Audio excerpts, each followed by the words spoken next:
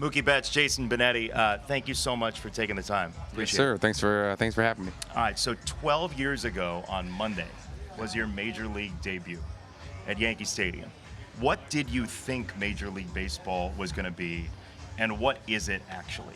I honestly, obviously it's a dream come true, but I really thought it was like this carefree, you just show up and play, not really like it's a job, And the older I gotten, it's still a dream come true, and it's still a game. But when you go through the struggles and whatnot, it kind of becomes a job. And when you start doing it every day, it kind of becomes a job if you view it from that perspective. And so as I've gotten a little older, going through the struggles, I've had to really change my perspective on what this is. And it is a job, but it is something that is provided for my family, for myself, and something that I actually really had to grow to love, because I love baseball growing up, but I played so many other things. I had so many other things to kind of fall back on, and now this is kind of the only thing. And so I really had to learn to love it. And the more that I learned to love it, the more it became less of a job and became fun. When did you clear that hurdle of really loving it? It took a while, man. It took a while. I would say probably, just before COVID, I would say. Just because I just didn't know. You're a kid and you go from having your summers where you can hang out with your boys and do all these other things to now doing this literally every day. And then going through the struggles. It's easy to not love something when you go through the struggles, but if you don't love it through the struggles, then the game won't love you. I'm glad you said that about the struggles, because you are such a good adjuster. Outfield, infield, what you've talked about recently with your style approach at the plate. How do you know when to do the things you've done before and stay the course? And how do you know when to adjust, Mookie? I think that's like the $1 million question. Obviously, repeated results that aren't going your way, you probably need to make some type of adjustment. But I think this year is really the biggest, the most that I've learned. And it's really just really getting to watch Freddie. And I've gotten to play with him for 5 years, but I never really watched him. Like, I was just playing with him, And this year I was actually able to kind of sit and watch and pay attention, because I was struggling so much early and I just didn't know what it was. And he literally does the same routine every day, no matter what. He found something that works, and whether it works or not that day, it doesn't derail him from his process.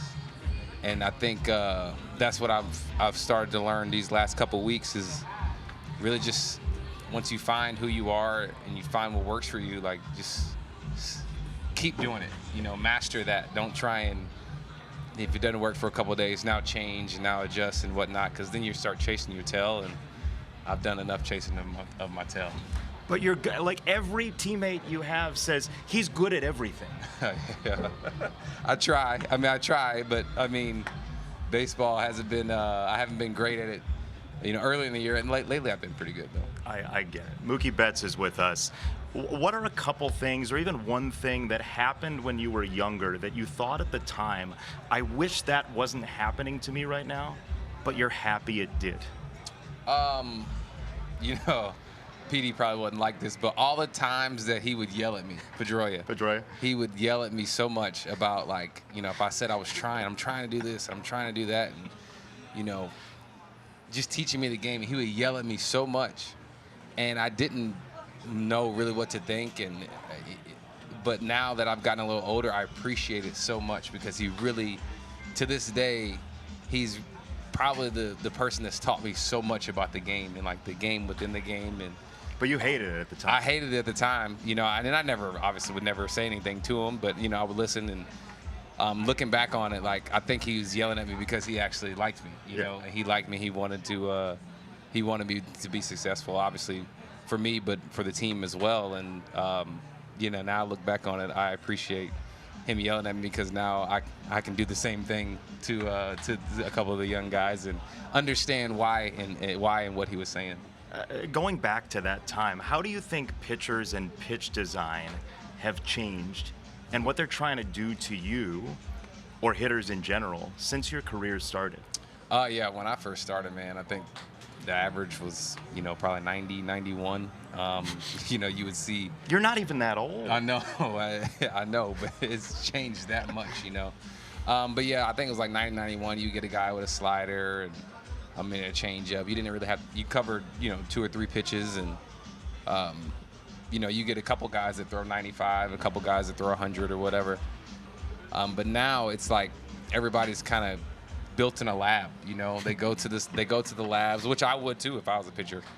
You go and you learn, what you do best and how to build an arsenal around what you do best. And now you have to cover every day. You have to cover 5 pitches, 3 different fastballs with a couple different shaped sliders, and now everybody's throwing 100.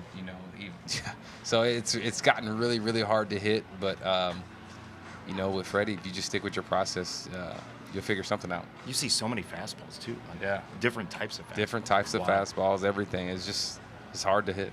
Last thing for you. How do you think you see the game and remember moments in games differently when you're an infielder as compared to an outfielder? Just your view.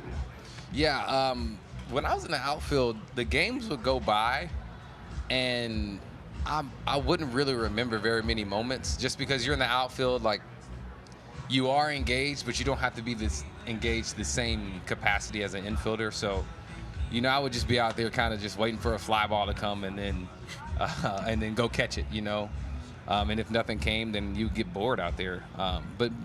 So I didn't really pay attention to as many moments that kind of happened throughout the game, especially the small moments like a 2-2 strikeout or whatever, small moments like that.